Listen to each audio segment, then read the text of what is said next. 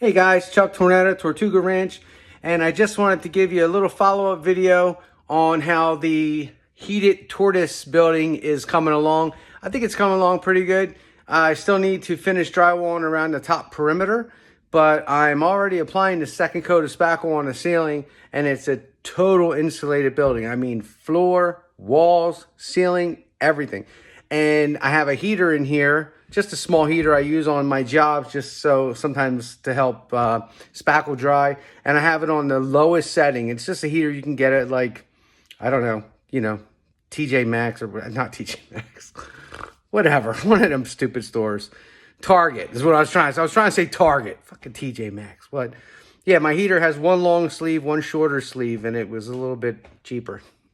Anyway, you can get them from Target, and I have it on the lowest setting. And let me just turn the camera around before I really botch this thing up. Thanks. Okay, guys.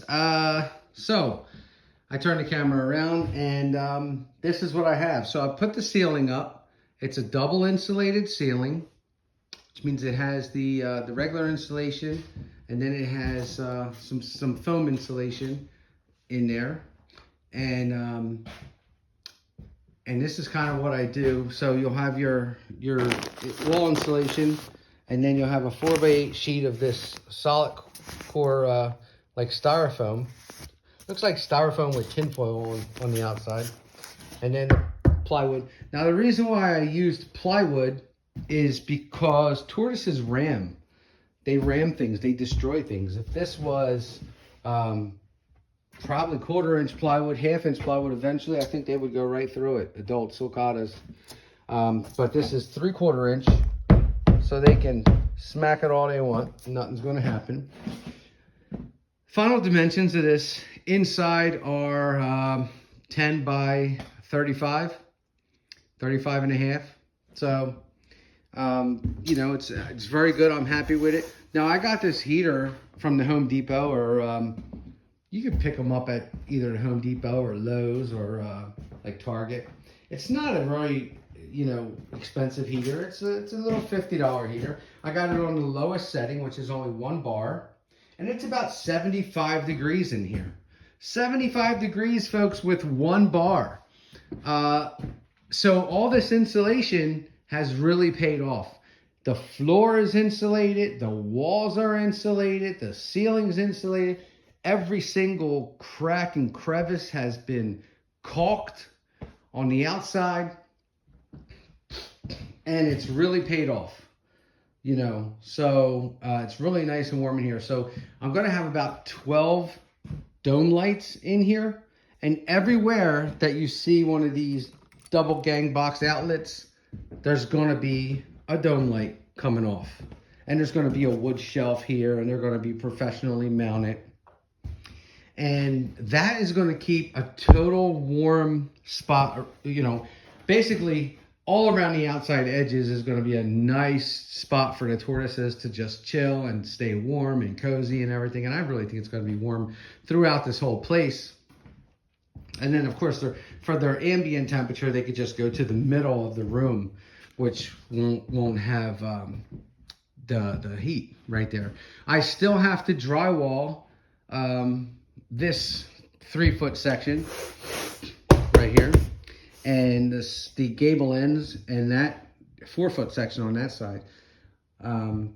But I just, I've been working jobs trying to pay for this shit, because really it just comes out of my pocket.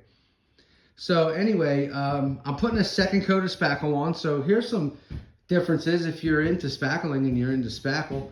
Some differences between the first coat and the second coat. So this would be a first coat, like the nail pops. And that was like a little seam I had to do there, first coat. And then this is a second coat. You see how the second coat is like 3 times the width, 2 or 3 times the width. There's a few different ways to do it, but this is the way I do it. I've been spackling for a lot of years. Started my business in 1996 and on my own. And I've been spackling ever since. So this is first coat, second coat. I give it a little scuff sand, tiny scuff sand, not much at all, just, and then I hit it with a skim coat, which is my third coat. So this still has to be second coated, but this is the second coat here. It really, you know, takes me a couple hours to do a coat, so it won't take me that long. I do need to get some more of this. I'm waiting for this to come back into stock. This is the 4x8 sheets of the secondary insulation. Once it comes into stock, I can put it on here, and then I can put that drywall on right there. But I think things are moving along. And if you're interested in seeing what this build looked like before, I can tell you it was an old horse barn. It was an old 3-stall horse barn. It had divides with the bars on the top. You know, it was a professional Amish built horse barn. These original wood pieces here, the studs are really 2 inches by 4 inches. Reason being is they make them themselves. They mill them down right out of their own wood usually.